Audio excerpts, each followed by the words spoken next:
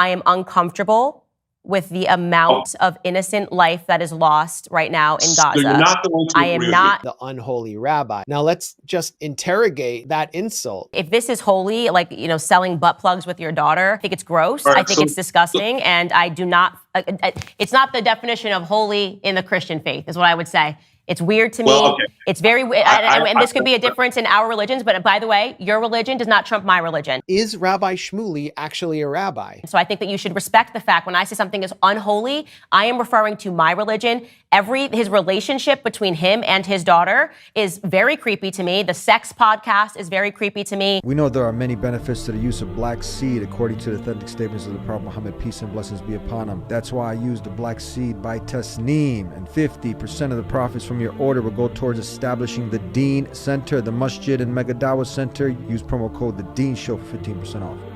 And I had a confrontation with him. Your Islamophobia has to hate the Jewish people. Islamophobia has to stop. Your lies have to stop. Your corruption has to stop. The most corrupt rabbi in America. You're a hater of Muslims. You are a hater of the Jewish people. You won't even say Palestinians. Most Jews aren't Islamophobic. Most Jews don't share your racism. What I found in my investigation of Rabbi Shmuley, I don't know why I'm calling him a rabbi. Palestinians exist. Americans don't believe in your lies. Do Palestinians exist? You try to deny He won't say that Palestinians exist. And who is Shmuley?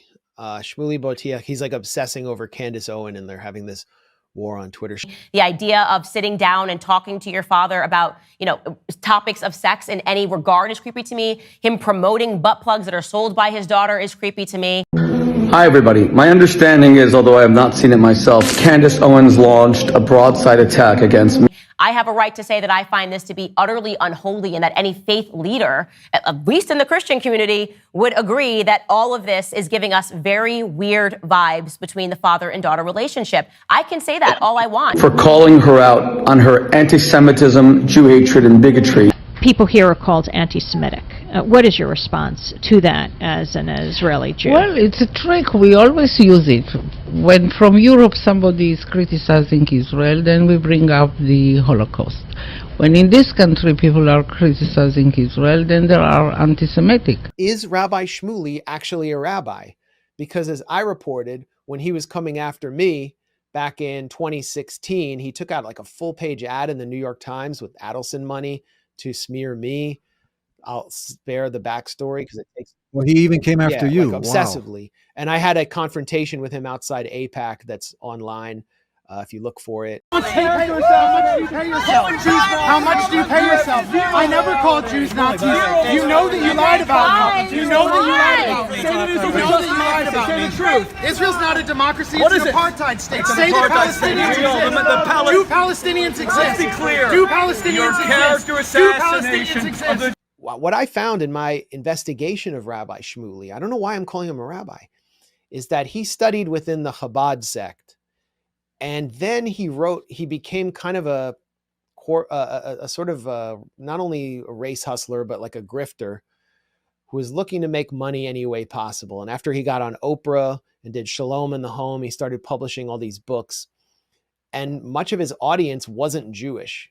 So he wrote a book on why Jesus was such a great figure and why Jews should revere Jesus. Not worship Jesus, but why they should revere him. And so his rabbinical teachers in Chabad issued essentially a fatwa, an edict, declaring that no one is allowed to listen to anything Shmuley says in any religious setting, at least any synagogue controlled by Chabad. And he was basically banished by his Torah instructors, the people who made him a rabbi, and the rabbi of the official great synagogue of London, Rabbi Jonathan Sacks. He's the most famous rabbi in England, banned Shmuley from his synagogue as well because of Shmuley's financial corruption and his history of sort of toxic statements. So is Shmuley even a rabbi? Does he have a congregation? Who even listens to him? And if we look at Shmuley's activity on Twitter, I think he's defacing himself and making a fool of himself and trying to draw various influencers into conflict with himself just to maintain relevance when he actually has none within the Jewish religious world. Candace Owens, she came out and said something. And do you think because of her statements like this, that this is also fueling them going after her? Bank really for these wars is because Americans don't know anything. We know after 9/11, I think about it now, the propaganda to make me afraid of Muslims. I can't even imagine being a Muslim growing up after 9/11 in America, because I know how I felt about them. And I was young, I was 11 years old, but that beating every day in our heads that every Muslim was a terrorist was the idea that you got. I make jokes about it, but like, you don't understand. Like, I had to shave my face to go to airports. My mom would make me shave my face. Like at school, like I was so young. This is actually fun. I had a mustache in like the 4th grade, and my mom made me nair it because she was like, you got to like, because it was really, really bad. Because whatever you're like, the household would say the kids have no filter, so they would just say whatever they wanted to me. But at a young age, I realized that I myself as a Middle Eastern was racist too. I was like, oh, it's not us, it's them. And so I would point my finger out of fear. I'm like, no, they did it. But then I went to, what country did I just go to? Sorry. Canada? I went to Saudi Arabia. And I don't think I've ever been to a country that was more hospitable to me. The love that I got, the respect that I got, I literally sat back and I hung myself out to dry on a podcast. I go, wow, I was brainwashed. I was so scared. I didn't bring her. Yeah, same. And so first I want to say, just like, to all Muslims growing up during that time in America, I am sorry on behalf of America for the way that you were treated. It is so unacceptable. When I go back and I re-examine that propaganda, that brainwashing that took place in the classroom to make me scared of something, I didn't even know what a Muslim was. I remember going to the airport and someone was a Hindu, and I was scared of him. I'm like, oh my God, they're going to take this off of his head, blah, blah. I thought that was a Muslim, right? There was no education about anything. And the reason for that, he who controls the textbooks controls the entire country, in my view, right? It was because everything that we did responding to 9/11 should be assessed as whether or not they were crimes against humanity. We bombed 1 million Iraqi civilians. We killed 1 million Iraqis. What were we doing in Iraq? The Saudis were on the plane. They just said there's weapons of mass destruction, and then they never found them. But in the process, they killed 1 million Iraqi civilians, right? And it made us think it's okay to just keep bombing Muslims. That was the purpose to me of that educational propaganda and brainwashing, is that we feel nothing. She's had Norman Finkelstein on her show. I mean, she's pushing the line of what was previously acceptable. Very difficult for me to say when the greatest Holocaust that ever happened was against Christians, and what the Bolsheviks did to us, drowning us in barges. And I think it's coming from a place of personal conviction. I can't understand where else it would come from. Children, innocent children dying. If the consequence of children is dying, of course, it is an evil thing for innocent children to be dying. This is from your X page. The sheer existence of this cartoonish, race-hustling pseudo-rabbi does more to ignite anti-Semitism. And just on that point, anti-Semitism, it's you're not anti-Semitic, you're Jewish, right? Well, I mean, you could be anti-Semitic and Jewish, and I get accused of that, but I don't. I'm not anti-Semitic. It's against. It's against. I want to make this clear. I'm a Muslim. It's against Islam. It's anti-Islam to be anti-Jewish, and I just want to bring this point home, Max. Before we go on, I want to bring a qualified rabbi in on this. Palestinian groups, leaders, military groups saying we have nothing against Jews. We tolerate Jews. We lived with Jews thousands of years together. The 300,000 people left Spain. Where did they leave to? China? Japan? Australia? No. They left to Turkey. They left to Algeria, Tunisia, Morocco. Albania in the Second World War. It was a small Muslim country. And they had a few thousand Jews there. Nazi Germany has occupied Albania. But not a single Jew was killed in Albania. You know where the Muslims were hiding the Jews? They were hiding them in mosques, in basements, in all types of places. And they saved all these 5,000 Jews in Albania. We're going to live together as the same as it was everywhere, as the same as Jews lived in Turkey, Algeria, Morocco, in Iran till now, peacefully, in harmony, without any problems in China. I just wanted to make that point clear.